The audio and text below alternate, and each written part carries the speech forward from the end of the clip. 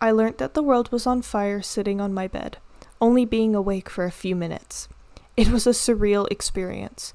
The world outside looked no different than it had yesterday, yet articles about a potential 7 million Ukrainians who will flee their homes looking for safety told me otherwise. A potential World War III was staring the world in the face. I knew how lucky I was, perched high up in my dorm, warm and safe. Hard to imagine the countless families desperately trying to flee while air sirens wailed and bombs went off. Their lives paid for the arguments of people richer and more powerful. What a terrible thing.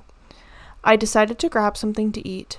Warm, delicious food was only a small walk away, another privilege I had been gifted. Being someone who doesn't keep up with foreign affairs, I found myself confused over why this conflict started in the first place. Something so scary and life-threatening must have been a last resort. So why was this the first most of us had heard of this? Over 8 years of stalemate against the two countries is to blame, and now almost 3,000 people have died already. All this, and barely anything has changed in the lives of people here.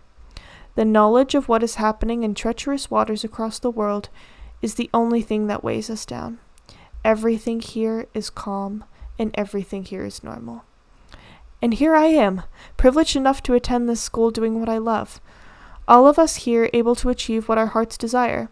Everything available to us at the touch of a button. Able to walk streets without fear of harm.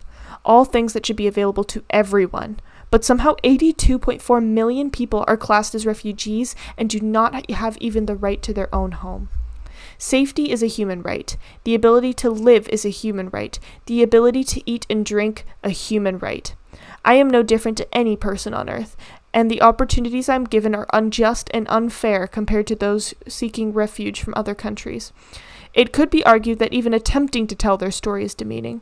Someone like me could never feel the distress and terror they are living in the moment, their well-being put on the line simply for peace.